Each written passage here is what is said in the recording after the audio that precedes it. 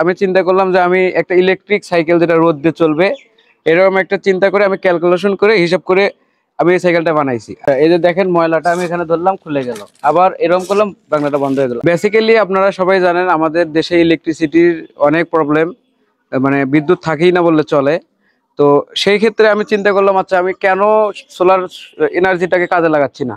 তো সেই পারপাস থেকে আমি চিন্তা করলাম যে আমি একটা ইলেকট্রিক সাইকেল যেটা রোদ দিয়ে চলবে, এরকম একটা চিন্তা করে আমি ক্যালকুলেশন করে হিসাব করে আমি এই সাইকেলটা বানাইছি। আর এই সাইকেলটা আপনার এক চার্জে, মানে একবার ফুল চার্জ হলে আপনার 1 ঘন্টারও বেশি চলবে, আর 1 ঘন্টার বেশি চললে আপনার 40 কিলোমিটার যাইতে পারবে, 40 থেকে 35, মানে এটা রেঞ্জ ডিপেন্ড করবে আপনার রোডের ওপর। তো এখানে হচ্ছে আপনার এরপরে আবার আপনার যেখানে কাজ শেষ ওখানে রেখে দিলেন, এটা আবার চার্জ হবে। তার মানে হচ্ছে আপনার এটা পুরো রোদ দিয়ে চলবে, একবার খরচ করে বানানোর পরে এটা আপনার সারা জীবন এটা ফ্রিতে আপনি চালাইতে পারবেন। গাইবান্ধার বিজ্ঞানী সামিউল ভাইয়ের আরেকটা আবিষ্কার দেখবো আমরা, সেটা হচ্ছে ভাই এটার নাম কি? এটা স্মার্ট ডাস্টবিন। আপনি যখন কোনো ময়লা ওর সামনে রাখবেন, মানে আসবেন ময়লা ফেলার জন্য, ও অটোমেটিক ওর ঢাকনাটা খুলে দিবে, আবার ময়লা ফেলা শেষ হলে ও অটোমেটিক ঢাকনাটা আবার বন্ধ করবে। তো এখন হচ্ছে যে ভাইয়ের কাছে ময়লা আছে, মানে পাতা নিচে, তো এই ময়লাটা এখন ডাস্টবিনে ফেলাবে যাচ্ছে।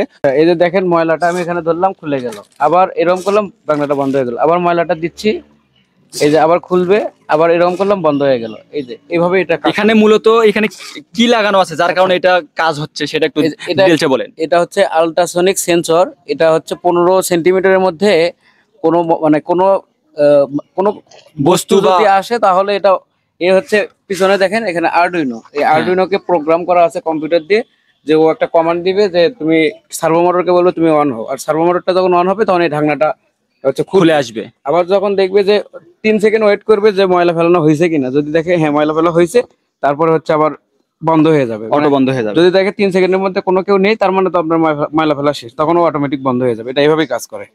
আপনার লোকেশনটা দিয়ে নেন, আপনার লোকেশনটা কই? আমি হচ্ছে গাইবান্ধা জেলা, পলাশবাড়ি থানা, গোপালপুর মহাদীপুর ইউনিয়ন, গোপালপুর হচ্ছে গ্রাম।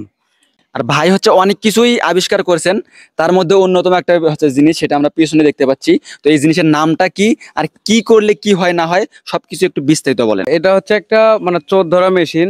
আপনারা দেখতে পাচ্ছেন আমি ল্যাপটপটার সাথে লাগায় রাখছি, যে কেউ যদি ওখানে যায় ও হচ্ছে একটা বিপ সাউন্ড দিবে। তো এর সাথে হচ্ছে আপনার ছবি তুলবে, সব ফুটেজ টুটেজ আপনারা পরে দেখতে পারবেন। মানে আমি ধরেন আমি চোর, ওখানে আমি যখন ল্যাপটপটা নিতে যাব তখন সাথে ওই হচ্ছে ল্যাপটপের ভিতর থেকে বা সাইড থেকে একটা আওয়াজ আসবে, আর আমার ছবি পর্যন্ত ওখানে উঠবে, মানে চোরের ছবি উঠবে। তো এখন এখানে উদাহরণস্বরূপ আমি চোর, আমি হচ্ছে এই ল্যাপটপটা চুরি করতে যাচ্ছি, দেখা যাক যে সাউন্ড করে কিনা। আসেন এদিকে আসেন। তো এটা হচ্ছে সেই ল্যাপটপ, এই যে ল্যাপটপ, এই যে এখানে দেখেন ল্যাপটপ। দেখেন আমি হচ্ছে ল্যাপটপটা ধরার সঙ্গে সঙ্গেই এখানে একটা সাউন্ড হচ্ছে, দেখেন সাউন্ড হচ্ছে, মানে এই সাউন্ড দিয়ে বোঝাচ্ছে যে ল্যাপটপটা বা এটা যেটার সাথে লাগানো থাকবে সেটা হচ্ছে চোর আসছে চুরি করার জন্য।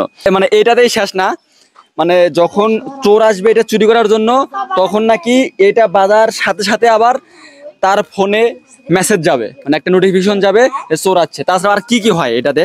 ভাই এখানে আপনি সিসি ক্যামেরা লাগাইতে, মানে সিসি ক্যামেরার ফুটেজ তো পাবেনই, আপনার ফোনে নোটিফিকেশন, কে চুরি করতে আসলো তার একটা সিসি ফুটেজ থাকবে, হ্যাঁ সব ফুটেজ থাকবে।